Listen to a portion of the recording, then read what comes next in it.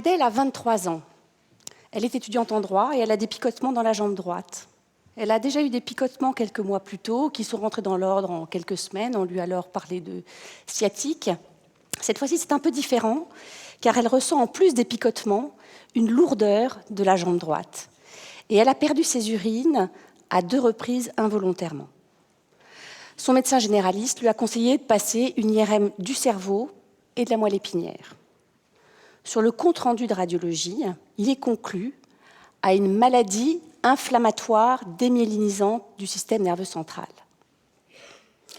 Elle se précipite sur Internet et elle va en quelques clics découvrir que derrière ce jargon médical se cache le diagnostic de sclérose en plaques.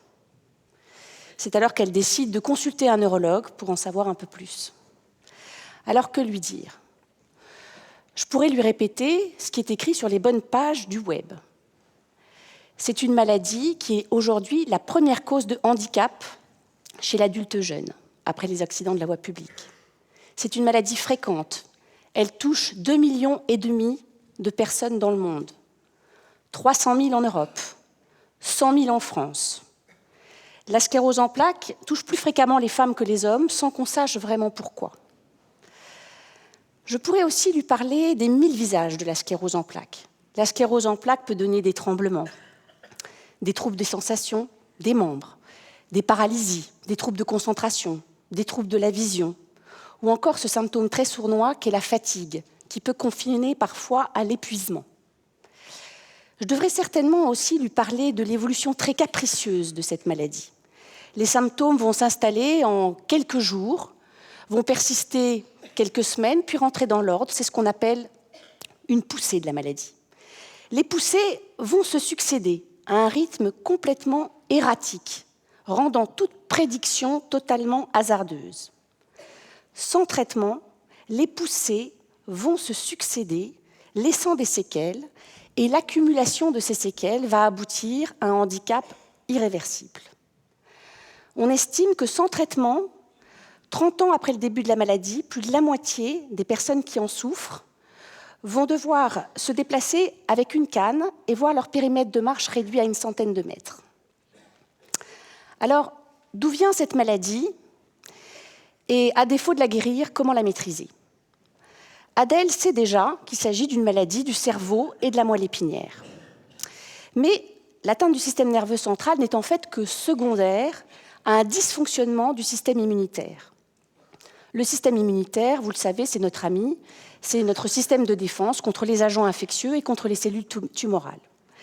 Malheureusement, dans certaines situations, le système immunitaire va s'emballer et se diriger non plus vers les agents infectieux ou les cellules tumorales, mais contre nos propres organes, et va les détruire. Le foie, les articulations, le pancréas, c'est le cas du diabète. Eh bien, la sclérose en plaques, en quelque sorte, c'est le diabète du cerveau. Le système immunitaire va attaquer le système nerveux central, le cerveau et la moelle épinière, et en particulier un de ses constituants qu'on appelle la myéline. Alors, qu'est-ce que la myéline ? La myéline, c'est une gaine qui va entourer le prolongement des neurones et qui va permettre la conduction de l'influx nerveux. Lorsque la myéline est détruite, l'influx nerveux est ralenti et les symptômes s'installent. Donc, si vous m'avez bien suivi, pour contrôler cette maladie, il va falloir maîtriser le système immunitaire pour prévenir la survenue des poussées et la destruction de myéline. Et une fois que la myéline est détruite, eh bien, il va falloir la reconstruire. Donc, une fois n'est pas coutume, on va commencer par la reconstruction de la myéline. Alors, c'est un axe très prometteur. Il faut savoir que la myéline, naturellement, après avoir été détruite, va repousser. Mais elle va repousser si lentement et si imparfaitement qu'elle va échouer à réparer les séquelles d'une poussée. Donc, les axes de recherche qui ont été développés consistent à stimuler la repousse de la myéline. Il y a différents moyens, la stimulation électrique, la stimulation en ajoutant des facteurs de croissance ou des molécules énergisantes.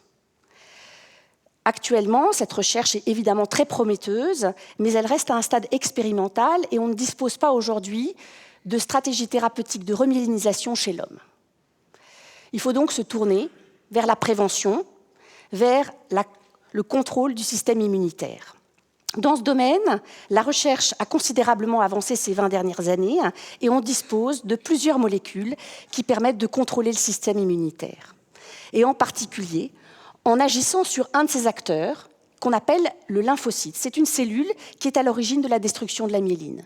Eh bien, ces molécules vont bloquer ou détruire ou neutraliser ou séquestrer ce lymphocyte qui, de ce fait, ne pourra plus agir. Alors, c'est une stratégie qui est payante, elle est efficace, elle permet de lutter contre les poussées, de les retarder, de retarder le handicap. Mais, vous l'aurez compris, il y a un revers à la médaille, puisque notre système de défense est déprimé, il contrôle moins bien les infections et les cancers.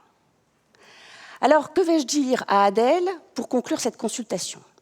Je vais lui dire de garder espoir, car grâce à la recherche ces 20 dernières années, de multiples molécules sont disponibles pour retarder la survenue du handicap. Que la recherche reste très active pour développer des stratégies de reconstruction de la myéline. La recherche avance. Et à vous qui m'avez écouté, je dis, soutenez la recherche contre la sclérose en plaques.